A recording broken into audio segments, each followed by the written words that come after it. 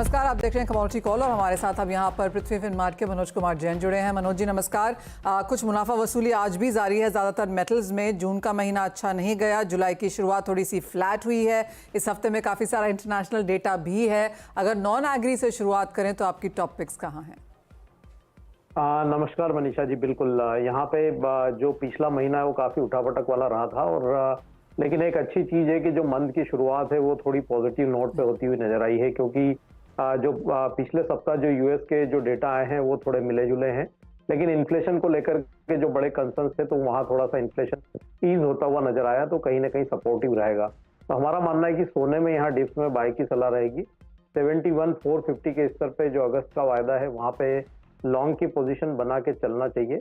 एक stop loss जो लगाना है वो 71,200 के आसपास का लगाएं। ऊपर में 71,850 और 72,000 तक के लक्ष्य जो है यहाँ पे रखे जा सकते हैं। वहीं अगर बेस मेटल पैक की बात करें तो यहाँ पे ओवरऑल बेस मेटल पैक में एल्यूमिनियम में अच्छा मोमेंटम बना हुआ है और एल्यूमिनियम में यहाँ पे बाय की सलाह रहेगी 230 के स्तर पर।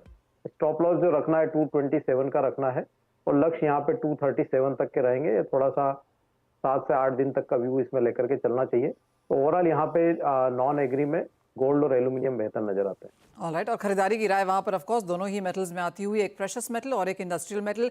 और आपको याद दिला दें कि पावल की टेस्टिमनी है कल। यहाँ वेडनेसडे को यूएस फेड मीटिंग जो हुई थी जून में, उसके मिनट्स भी जारी होंगे और फ्राइडे को यूएस का नॉन फार्म पेरोल डेटा है। यानी कि ये हफ्ता बेसिकली काफ़ी सारा डेटा और इवेंट्स लेके आएगा और उसका इम्पैक्ट हम यहाँ पर कमोडिटीज़ में आता हुआ देखेंगे। लेकिन मिस्टर जैन, आप यहाँ पर एग्रो कमोडिटीज़ को कैसे देखते हैं फिलहाल? पे भी काफी जो है वाइड मूव्स देखने को मिल रहे हैं और काफी कमोडिटीज में ऊपरी लेवल से लगातार प्रेशर हम आते हुए देख रहे हैं, लेकिन कुछ कमोडिटीज ऐसी है जहां पे अभी भी जो है पॉजिटिव मोमेंटम बना हुआ है। स्पाइसेस पैक की अगर बात करें तो यहाँ पे जीरा ने अच्छे रिटर्न्स जो है पिछले माह में दिए थे और आज भी यहाँ पे पॉजिटिव नोट पे शुरुआत होते हुए हमने देखी है। तो जीरा में यहाँ पे जो जुलाई का वायदा है वहाँ पे 29,000 के स्तर पर लॉन्ग की पोजीशन लेने की सलाह रहेगी। स्टॉप लॉस जो रखना है 28,450 का रखें, ऊपर में 30,000 तक के लक्ष्य यहाँ रखे जा सकते हैं।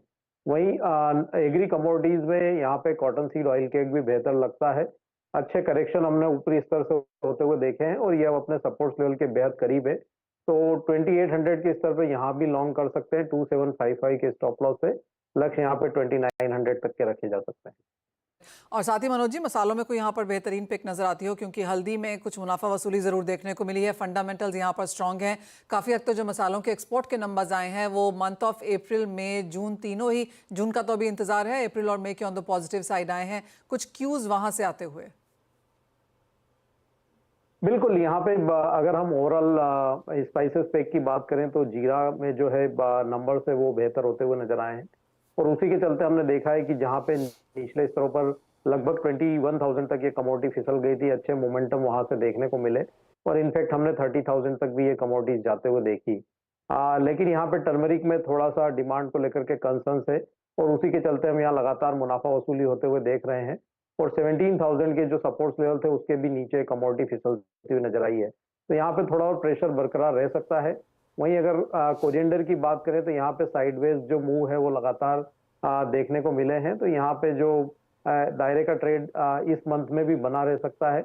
हमारा मानना है कि 7200 से 7500 का जो रेंज है कोरिएंडर के लिए इस मंथ में भी बना रह सकता है। ऑलराइट, तो वो बेसिकली यहाँ पर क्यूज आते हुए एग्री और नॉन एग्री स्पेस में और किस तरह से आपको यहाँ पर कारोबार भी करना चाहिए। लेकिन इसी के साथ एक ब्रेक का समय है। बहुत शुक्रिया मनोज जी साथ जुड़ने के लिए। जब हम लौटेंगे तो हमारे साथ होंगे Indian chamber of food and agriculture के चेयरमैन मिस्टर एमजे खान।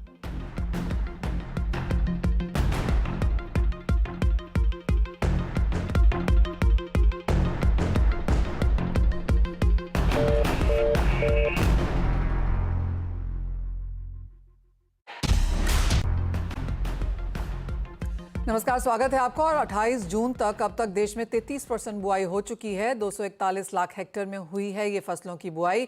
आगे किस तरह के नंबर्स होने की उम्मीद है, प्राइसेस पे क्या सेंस है और आगे जाकर जब गवर्नमेंट फॉर्म हो चुकी हैं, अभी भी ऑफकोर्स कुछ यहाँ पर मूवमेंट्स हैं, लेकिन एग्री एज अ सब्जेक्ट को अब यहाँ पर बजट से क्या एक्सपेक्टेशंस हैं ये जानने के लिए India chamber of food and agriculture के चेयरमैन डॉक्टर एमजे खान से बात करेंगे। डॉक्टर खान, बहुत शुक्रिया। फर्स्ट ऑफ ऑल, मॉनसून जो कि 14% बिलो नॉर्मल हैं for the month of June, लेकिन बुआई के नंबर्स बहुत ज़्यादा सफ़र होते हुए नज़र नहीं आए हैं। एक दो जगह जहाँ पर नंबर्स पिछले साल के मुकाबले कम हैं वो है core cereals and in some sense मक्का, जहाँ पे लोगों को लग रहा था कि भाव ज़्यादा हैं तो बुआई शायद ज़्यादा होती हुई नज़र आएगी। जो इनिशियल नंबर्स आपने देखे हैं, आपका क्या एनालिसिस है? देखिए, साउथ से मानसून की शुरुआत होती है, तो साउथ में जिन क्रॉप्स की बुआई होती है उनके नंबर्स आपको अच्छे दिख रहे हैं। जी। नॉर्थ में चूंकि मानसून थोड़ा लेट शुरू हुआ है, और अगर देखें तो एक तरीके से अभी परसों जो हेवी रेंज हुई है उसके अलावा एक हफ्ते का एक तरीके से ड्राई स्पेल ही था, तो सबके नंबर बढ़ते हुए दिखे हैं। पिछले 2 दिन पहले के जो रिलीज हुआ है एस्टीमेट एग्रीकल्चर मिनिस्ट्री का, उसमें पल्सेस का 180-181% बढ़ता दिखा है, ऑयल सीड का कोई 155%, इवन शुगर केन का कोई 40% बढ़ा। लेकिन जब ओवरऑल बुआई होगी तो किन क्रॉप से ये निकल रहा है वो देखना इम्पोर्टेंट होगा। तो अभी जुलाई में मेजर बुआई होगी, क्योंकि अभी 40 मिलियन हेक्टेयर के आसपास तो राइस होता है, अभी क्या उसको 3 मिलियन हेक्टेयर के आसपास का बुआई हुई होगी। तो जुलाई 15 तक थोड़ा सा एक असेसमेंट ठीक से बैठेगा कि हम लोग जा किस डायरेक्शन में रहे हैं। लेकिन ये बात सही है, क्योंकि पल्सेस के रेट बहुत हाई रहे हैं पिछले कुछ टाइम से, तो पल्सेस की बुआई बढ़ेगी ऐसा उम्मीद की जा रही है। तो 181% जो अर्ली ग्रोथ दिखाया है एकरेज में, मुझे लगता है ये सस्टेन नहीं करेगा। लेकिन अगर 125% में ही फिगर पहुंच जाता है तो हम ये मान के चलें कि 25% एक्स्ट्रा प्रोडक्शन होगा, जो हमारे इंपोर्ट रिक्वायरमेंट को सब्सटेंशियली कम कर देगा, ऑलमोस्ट जीरो लेवल तक भी ला सकता है। तो 25% अगर एक्स्ट्रा बुआई होती है और अगर वो राइस से निकल के आती है, तो मुझे लगता है राइस प्रोडक्टिविटी में थोड़ा इजाफा होगा, तो कम एकरेज से भी पिछले साल का फूड गेन्स का लेवल मैच कर देगा। मिस्टर खान, दो चीज़ें और यहाँ पर, एक तो मक्के की बात है जहाँ पर इनिशियल नंबर्स थोड़े से वीक नज़र आए हैं, भाव काफ़ी ऊंचे हैं, डिमांड है, इंपोर्ट का टीआरक्यू के ज़रिए यहाँ पर सहारा भी लेना पड़ रहा है, एथनॉल में भी इसका यूजेज है, तो वो नंबर्स इनिशियल बहुत स्ट्रांग नहीं है। वहाँ पर आपकी क्या राय है? और दूसरा यहाँ पर सोयाबीन है, ऑयल सीड्स को अगर हम देखें, जिस तरह के सस्ते इम्पोर्ट्स आ रहे हैं, अभी तक भी सरकार की तरफ से कोई क्लैरिटी नहीं है इसको लेकर। आपको लगता है इन सस्ते इम्पोर्ट्स के चलते भी हम ऑयल सीड्स की बुआई ठीक ठाक होता हुआ देखेंगे?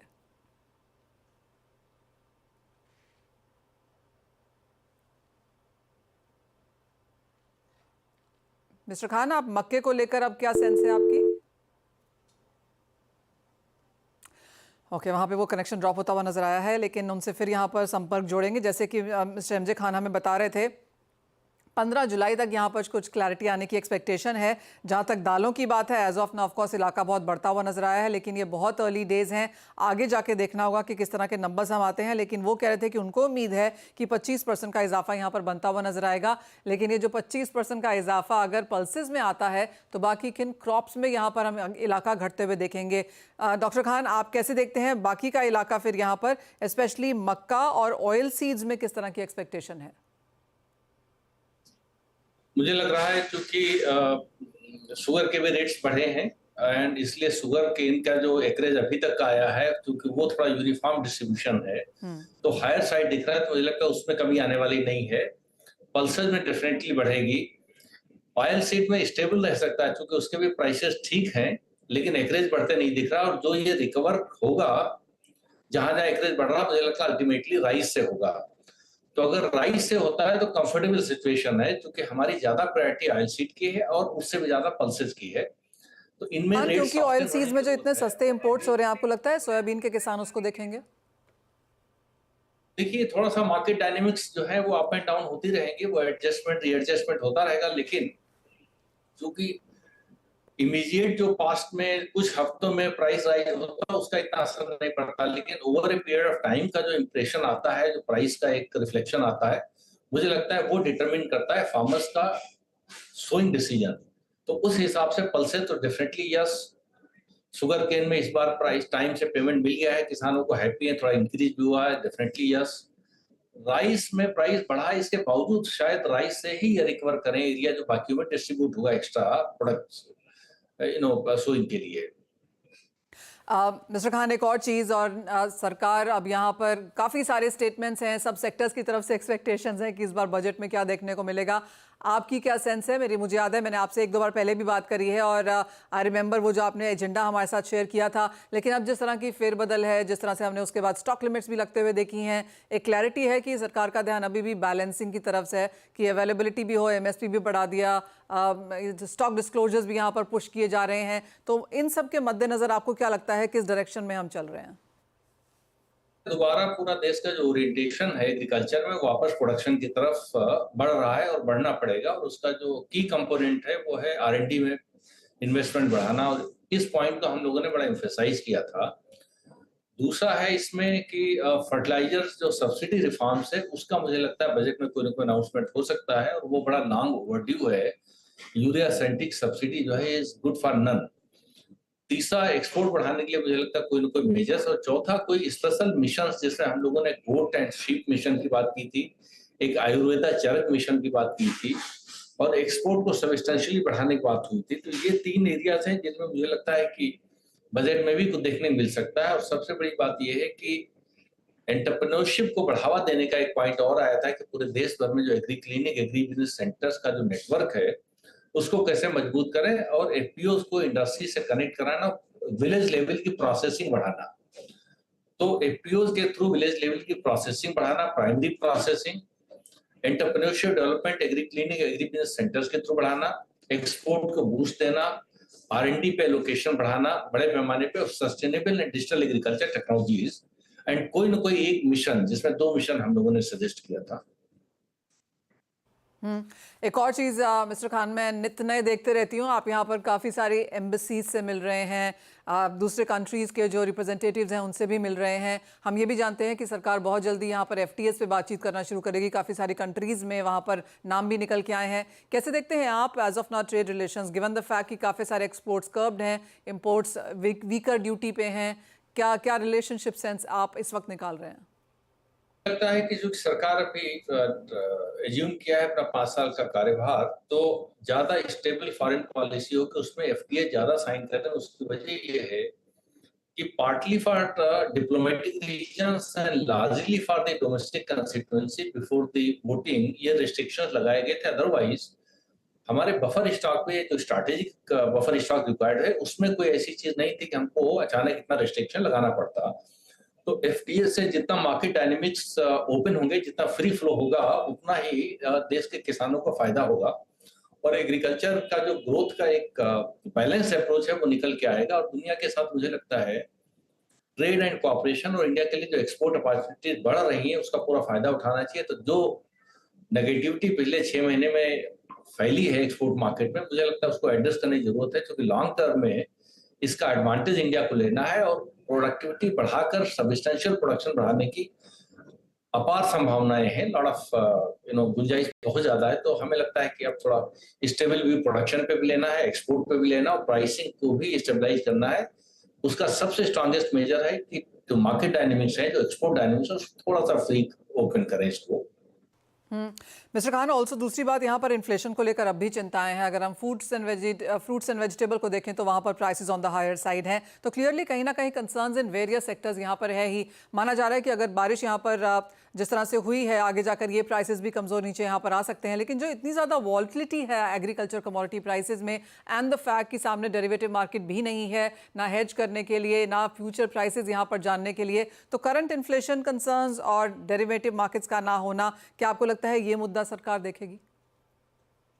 ये भी एक इम्पॉर्टेंट फैक्टर है, लेकिन 2 पार्ट में डिवाइड कर लें। एक तो जो पेरिशेबल्स के प्राइसेस बढ़े हैं उसमें बाकी एक्सपर्ट्स का कुछ मानना होगा। मेरा मानना ये था कि बहुत जो गर्मी बढ़ी है पिछले 15-20 दिनों में से, या पिछले 1 महीने के, उसके तहत जो नॉर्मल एग्रीकल्चर ऑपरेशंस है वो अफेक्टेड हुई है, सप्लाई चेन अफेक्टेड हुई है, और ओपन में जो लाने का हम लोगों का सिस्टम, उसकी वजह से वेस्टेज बढ़ा है। तीनों मिला के जो असर आया वो प्राइस और बढ़ने का हुआ है। अदरवाइज अभी जैसे बारिश ठीक से हो गई है, तब कम से कम वेजिटेबल्स के प्राइसेस सिग्निफिकेंटली डाउन होना शुरू हो जाएंगी। प्लस जो समर का हार्वेस्ट है उसका भी अराइवल ठीक है। दूसरा है आपका ग्रेन्स का, उसमें जो अभी तक डिस्कशन हो, उसके अलावा फ्यूचर्स ट्रेडिंग का भी अगर प्लेटफॉर्म थोड़ा मजबूत किया जाए, तो हमें लगता है कि उसका एक मार्केट की स्टेबिलिटी में असर होगा, और उसका प्राइस के मॉडेस्ट होने में असर आएगा। तो बहुत जो फ्लक्चुएटिंग प्राइसेस हैं या बहुत स्काई रॉकेट हो जाते हैं फॉर नो फंडामेंटल रीजन, उसको बैलेंस होने की जरूरत पड़ेगी और उसके लिए ये फ्यूचर्स ट्रेडिंग का मुझे लगता है प्लेटफॉर्म ज्यादा बेहतर तरीके से इम्प्लीमेंट होना चाहिए। Of course with checks and balances वो एक काफ़ी बेहतरीन यहाँ पर स्ट्रैटेजी रह सकती है। लेकिन doctor Kant, thank you as always साथ जुड़ने के लिए और उन पूरे डिटेल्स में सब चीज़ों पर बात भी करने के लिए। इसी के साथ एक ब्रेक का भी समय है, जब हम लौटेंगे तो लेकर आएंगे आवाज़ समाचार।